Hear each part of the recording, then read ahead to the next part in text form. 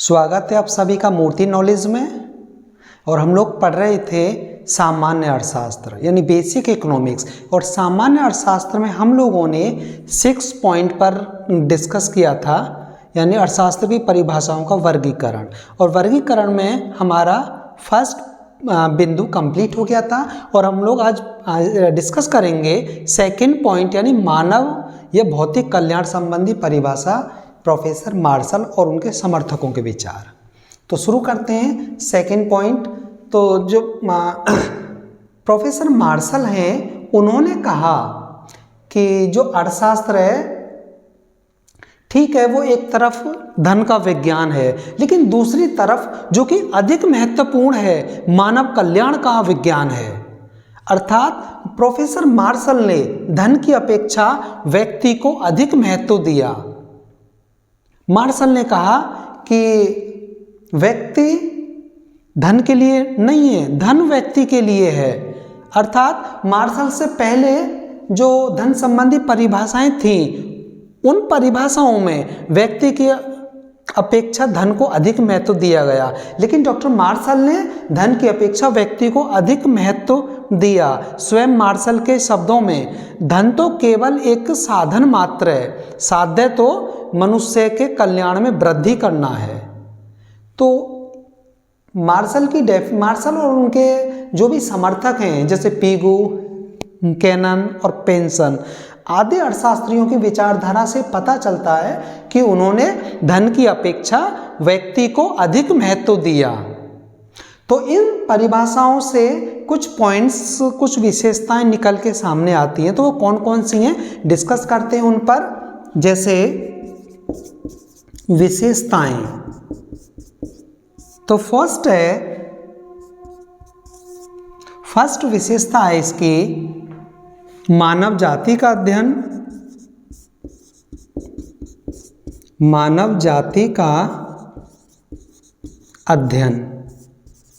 Second point, मनुष्य के साधारण व्यवसाय का अध्ययन।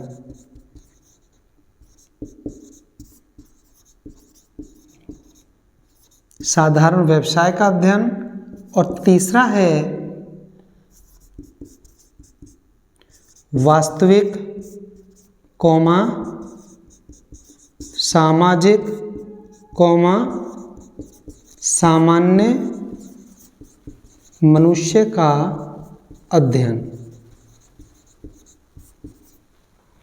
चौथा है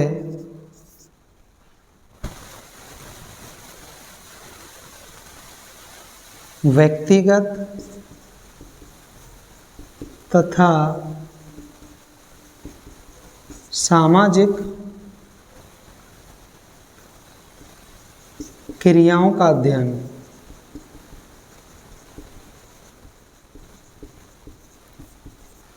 और पांचवा है मानव जाति का अध्ययन, योग्य फर्स्ट पॉइंट। और सेकंड पॉइंट मनुष्य के साधारण व्यवसाय का अध्ययन। और तीसरा पॉइंट वास्तविक, सामाजिक और सामान्य मनुष्य का अध्ययन। चौथा पॉइंट व्यक्तिगत तथा सामाजिक क्रियाओं का अध्ययन। और जो पांचवा पॉइंट है वो है मनुष्य के भौतिक कल्याण का अध्ययन। तो ये कुछ विशेषताएं निकल के आई इनकी परिभाषाओं का अध्ययन करने के बाद। तो ये कौन कौन सी विशेषताएं देखेंगे। मानव जाति का अध्ययन, यानी जो अर्थशास्त्र है वो व्यक्ति के आर्थिक क्रियाओं, यानी जिन क्रियाओं से व्यक्ति के भौतिक कल्याण में वृद्धि होती है, उन क्रियाओं का अध्ययन करता है। इसीलिए डॉक्टर मार्शल ने कहा है कि अर्थशास्त्र एक सामाजिक विज्ञान है। तो दूसरा है मनुष्य के साधारण व्यवसाय का अध्ययन। साधारण व्यवसाय से डॉक्टर मार्शल ने कहा है कि साधारण व्यवसाय से आशय है कि व्यक्ति किस प्रकार धन कमाता है और किस प्रकार उसे खर्च करता है। तीसरा है वास्तविक, यानी अर्थशास्त्र के अंतर्गत हम वास्तविक मनुष्य का अध्ययन करते हैं, यानी भूत, प्रेत, आत्मा आदि जैसी काल्पनिक चीज़ों का अध्ययन नहीं करते हैं। दूसरा सामाजिक, यानी समाज में रहने वाले व्यक्तियों की क्रियाओं का अध्ययन हम अर्थशास्त्र में करते हैं, ना कि समाज से बाहर पहाड़ों, वनों और गुफाओं में रहने वाले साधु संतों का अध्ययन इसमें किया जाता है, नहीं किया जाएगा उनका, केवल सामाजिक व्यक्तियों का ही इसमें अध्ययन किया जाएगा। तीसरा पॉइंट है सामान्य मनुष्य। सामान्य मनुष्य से मतलब है कि जो पागल, अपराधी और कंजूस, दिवालिया या आदि किसी अन्य प्रकार के व्यक्ति का अध्ययन इसमें नहीं किया जाएगा, केवल समाज में रहने वाले सामान्य साधारण मनुष्य का ही इसमें अध्ययन किया जाएगा। चौथा पॉइंट है व्यक्तिगत तथा सामाजिक क्रियाओं का अध्ययन, यानी इसके अंतर्गत व्यक्तिगत और सामाजिक क्रियाओं का अध्ययन ही किया जाता है, इसीलिए इसे सामाजिक विज्ञान कहा जाता है। पांचवा पॉइंट है मनुष्य के भौतिक कल्याण का अध्ययन, अर्थात इसके अंतर्गत हम उन क्रियाओं का अध्ययन करते हैं जो मनुष्य के कल्याण में वृद्धि करती हैं, केवल भौतिक पक्ष का अध्ययन करते हैं, ना कि अभौतिक पक्ष का। तो इस तरीके से मार्शल और उनके समर्थकों के विचारधारा से कुछ विशेषताएं, कुछ पॉइंट्स निकल के कुछ इस प्रकार आए हैं। अब डॉक्टर मार्शल ने भी, प्रोफेसर डॉक्टर मार्शल की भी कुछ आलोचनाएं हुई हैं। जिस प्रकार धन संबंधी परिभाषाओं की आलोचनाएं डॉक्टर मार्शल ने की हैं, अब डॉक्टर मार्शल की विचारधारा की भी आलोचनाएं हुई हैं। तो थोड़ा ध्यान से देखेंगे, बहुत ही महत्वपूर्ण पॉइंट है ये।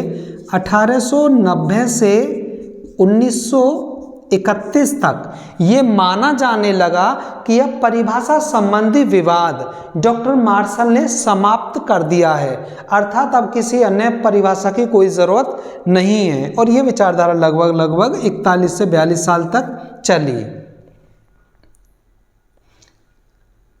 लेकिन 1932 में एक पुस्तक का प्रकाशन हुआ, an essay on the nature and significance of economic science.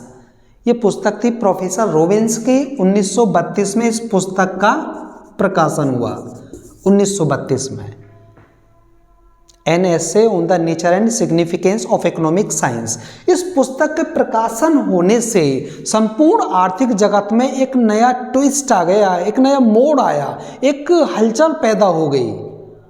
और वो हलचल, वो तूफान ऐसा था कि ना तो प्रोफेसर रॉबिन्स ने धन पर बल दिया अपनी परिभाषा में, और ना ही मानव कल्याण पर बल दिया, बल्कि उन्होंने अर्थशास्त्र का अर्थ और परिभाषा ही चेंज करके रख दी। इसलिए संपूर्ण आर्थिक जगत में हलचल पैदा हो गई। क्यों? क्योंकि प्रोफेसर रॉबिन्स ने कहा कि ना तो अर्थशास्त्र धन का, ना तो रॉबिन्स ने धन पर बल दिया, ना ही भौतिक कल्याण पर बल दिया।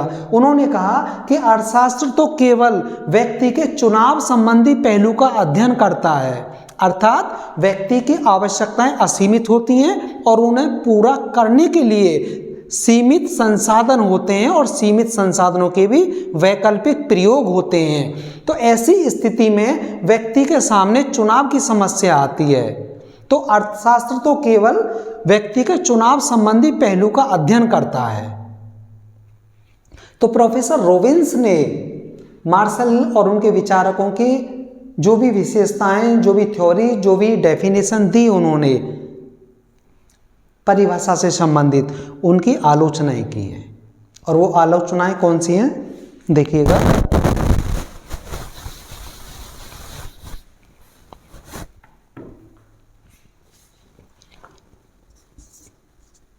पहला है व्यक्ति का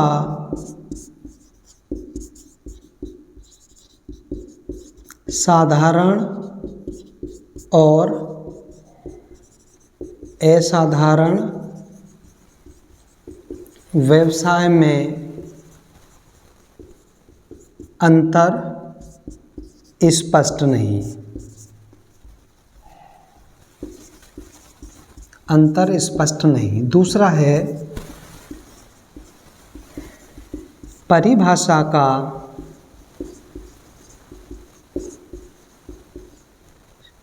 श्रेणी विभाजक होना न कि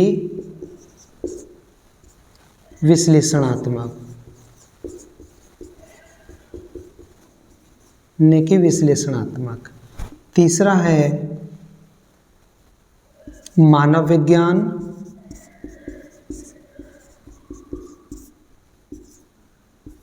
चौथा है सीमित क्षेत्र, पांचवा है वास्तविक विज्ञान।